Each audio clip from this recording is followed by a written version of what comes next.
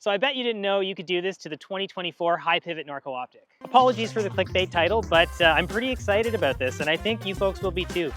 For those of you who have the 2024 Norco Sight or the Norco Optic, both of those bikes can be long shocked. The Optic has a stock 125 millimeters of rear travel, and if you put on a 185 by 55 millimeter shock, you can get 135 millimeters of travel out of it.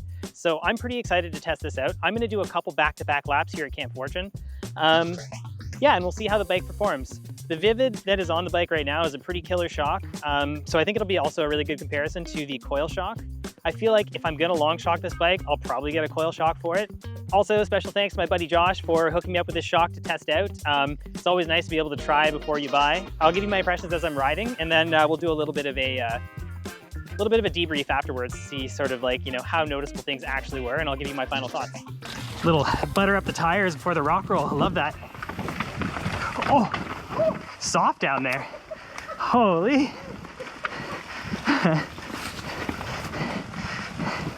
So I'd say this is like my, you know, main test track for anything I'm reviewing or testing.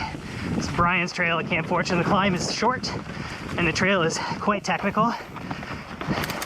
So if you're setting suspension up, you're riding a new bike, you really want to put things through their paces, it's really easy to do short repeat laps, and yeah, whew, it's great.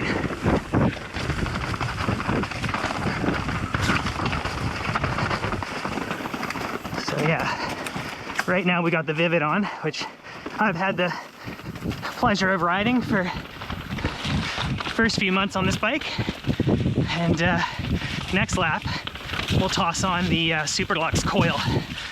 Should be pretty awesome. Oh yeah, Jay. Oh. The slab grips, eh? It's really not that bad. Yeah. But if there was a day to put a coil shock on your bike, this would be it, because the extra grip would be much appreciated, I think.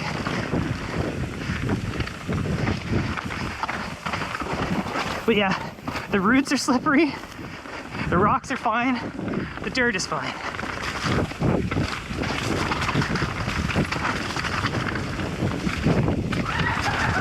Yeah, the roots, they'll get ya.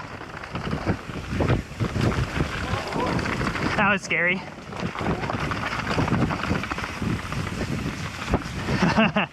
Wild. That's boogie.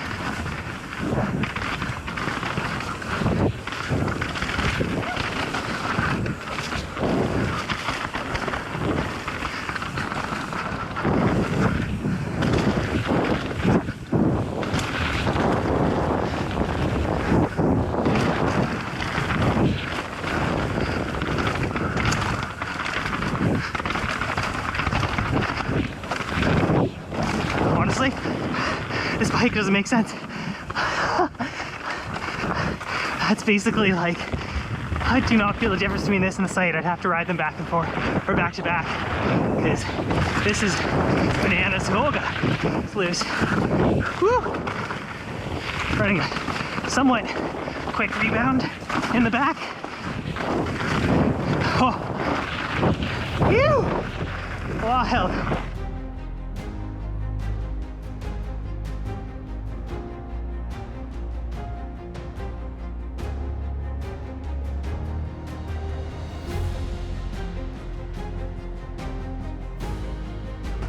Same lap as before, but this time with 135 mils of rear travel provided by a coil shock.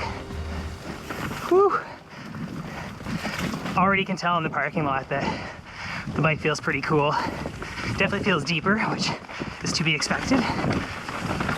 And super supple.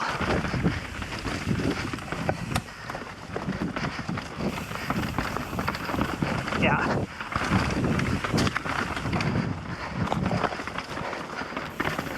Oh, roots. Oh man, rookie move. Now we're going. I'm also running slightly heavier spring rate, I think, than I'd want. Got a 500 on here.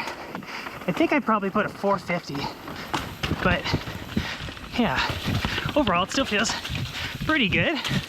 It's doing what it needs to do. Like, very plush. It's definitely a good move for someone who wants just a little bit more than an optic, a little bit less than a sight. You know, 90 to 95% the capability of the sight with the popability and nimbleness of the optic. You know, both being high pivot, they both come with their fair share of, you know, particularities, but you know, in the context of a high pivot, we'll say extra nimbleness. That was cool. Oh my god, those roots are so slippery. Okay, first run down Brian's Trail. Felt pretty good. I had 2 clicks of low speed compression on. Because I'm running such a high spring rate, I think, again, there's not really any sort of ride-along specifications for this shock, so I'm kind of going off what they recommended for the sight for me, which was a 450 or a 425 even. But I would like a slightly heavier spring just to, again, mitigate the sort of short travel numbers of this bike. But yeah, 500 feels pretty good. Took off some of the low speed compression. Took it all off. I am not running any, I'm running one click of high speed, and this is all from fully open. I tend to run my compression pretty wide open, maybe like 1 to 2 clicks on from fully open.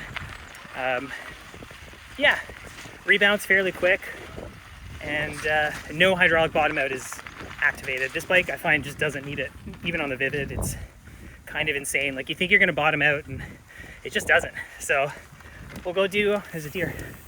We'll go do second part of this test loop, which will be on Salamander and Liquor and Smokes. Yeah, so a little flowier, a little faster, got some jumps. I mean, spoiler alert, this is probably gonna be so sick, so yeah, I'll see you at the top. Let's see how we do on the coil.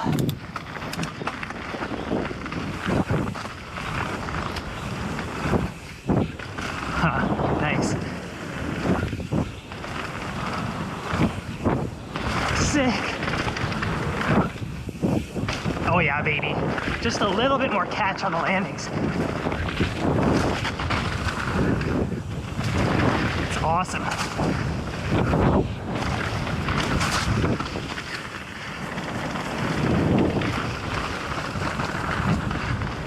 Feels faster, I'll tell you that much.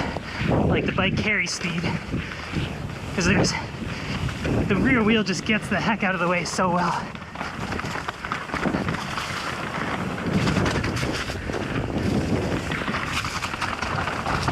Oh my god, this bike corners so well. It's insane.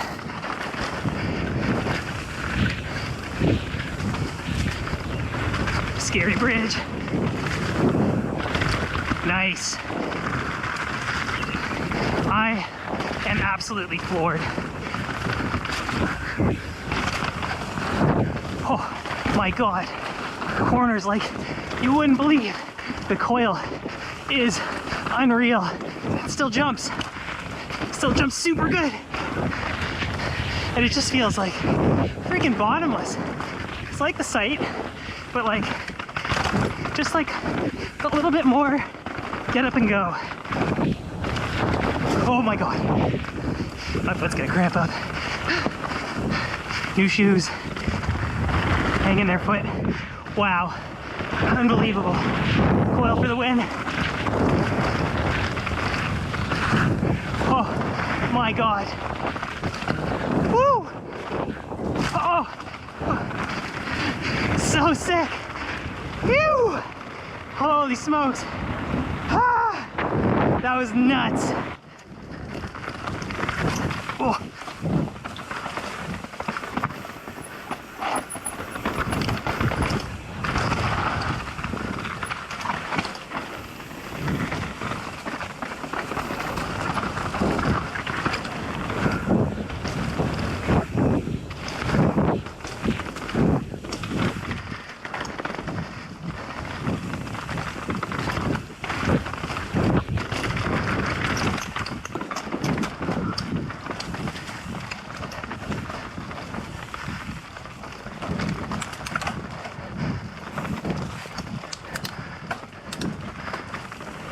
Oh, sick.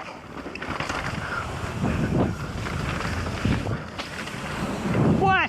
Whoa, huge hip. Crazy. Nice. I have to do another breakdown of this trail.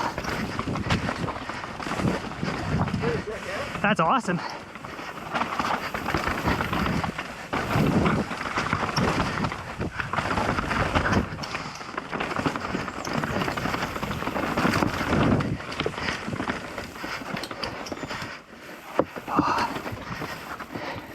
So tech.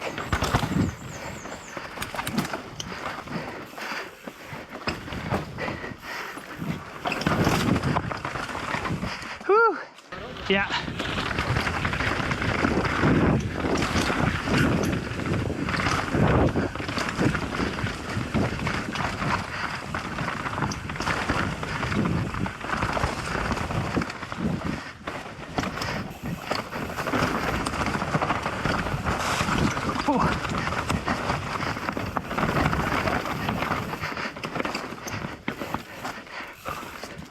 Haven't done Oz in a while. Woo! Chunky!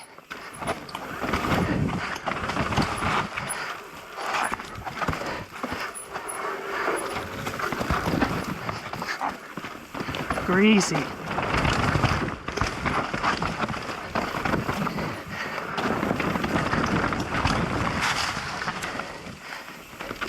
Definitely feeling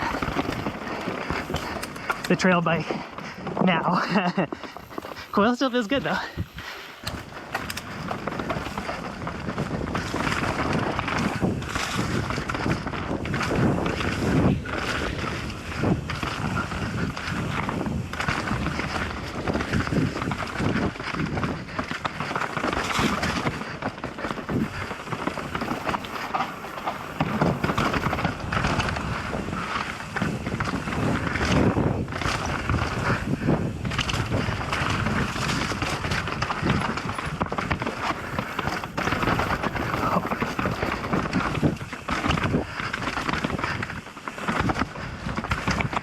Oh. So physical. Oh.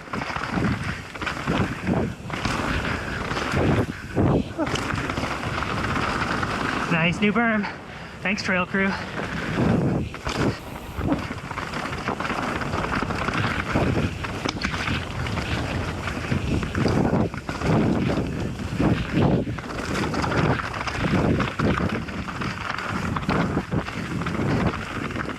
Okay, so I gotta say that was pretty nuts. My first impressions are that it turns the bike into somewhere between an Optic and a Sight. If the Sight is too much bike for you and the Optic is too small of a bike for you, this is an option. I found the Sight to be just a little bit long, a little bit big for the kind of riding that I like to do, a little less versatile than I wanted it to be.